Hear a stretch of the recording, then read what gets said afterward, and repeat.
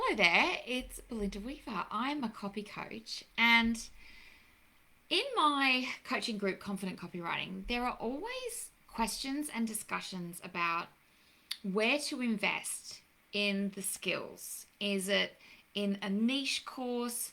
Is it in systems?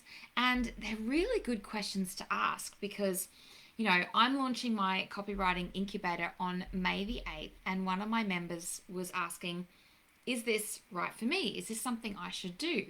And these are questions that you probably asked yourself as well. Do I need that? And I think we all get the shiny object syndrome. Programs look really awesome, and we wonder, is this right for us? And the thing is, often when we start in a copywriting career, we're writing on instinct. That's how I did it. I was in a marketing job writing copy. I didn't even know what copywriting was. I wrote copy that I thought sounded good, that kind of felt right. And I know that's where a lot of copywriters start as well. You often hear we fall into copywriting. But the thing is, there gets to a point when we're asked to do something that makes us feel a bit sweaty. That's quite a bit out of our comfort zone, or even just a little bit out of our comfort zone. We go from people complimenting us on our writing to being uncertain if we've got the skills to do the job. And that's a really important moment in the development of your copywriting skills, because it's when you ask the question of yourself, what do I need right now?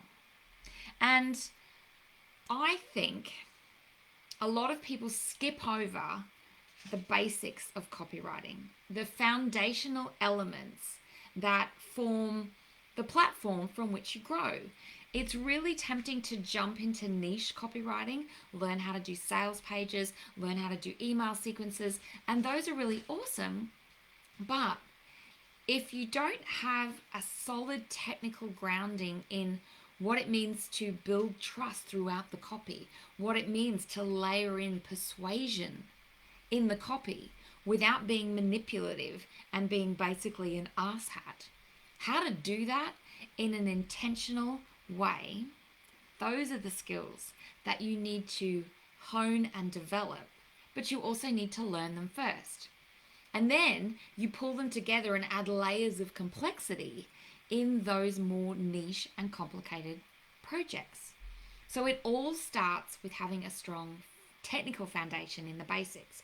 And I know when I did a copywriting course while I was still in that marketing job, because I just wanted to learn as much as possible in as short a time as possible, I wanted to get going. I found that some of the things I was learning, I was doing already, but I didn't know that they were a thing. I didn't know they had a name.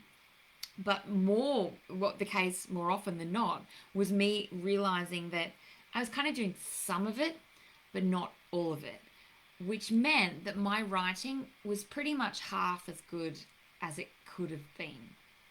And learning the basics filled in all that gap. So I talk about it setting a solid foundation in your copywriting skills, and it is like building.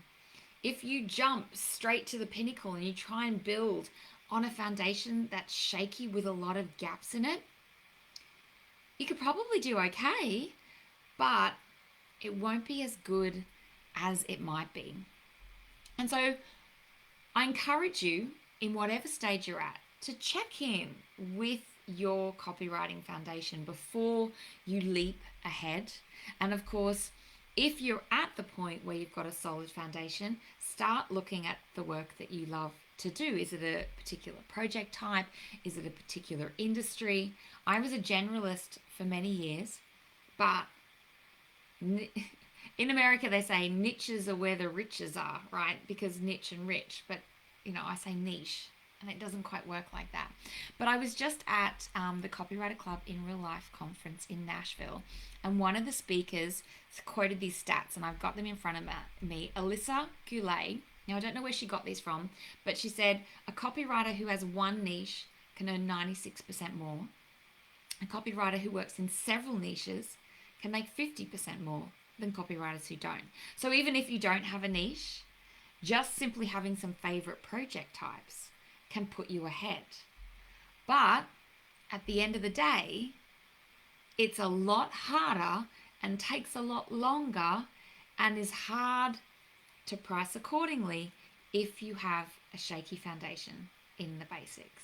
And so, while it might not seem as dazzlingly exciting, I know a lot of people who joined my copywriting course. So it was the copywriting masterclass, it's now going to be the copywriting incubator. Say that they feel a lot more confident and they feel a lot more solid because they know the full gamut of techniques. They've practiced them. They've developed processes on how to brainstorm ideas, get it on the page, edit it, and check themselves against kind of like persuasion playbook. That's what it's really about. So I wanted to share these ideas with you because it often, as I said, it often comes up in my coaching group, Confident Copywriting. Which course should I do? Is this right for me? And it all depends on where you're at right now, how strong your technical foundation is, and where you want to get to. Because that's how you can check if it's a strong investment for you and it will help you get to where you want to go. I mean, I would love to know, we're already into the second quarter of 2022. Have you invested in programs that have really paid off? They might not be writing, they might be other kind of programs. And when you check in, how is your copywriting career developing against your writing? Did you invest in your foundation? Have you just kind of seen where it's taken you and where have you ended up? I would love to know in the comments because I find this very, very interesting. Everyone has their own journey and it's got to be right for you. So let me know.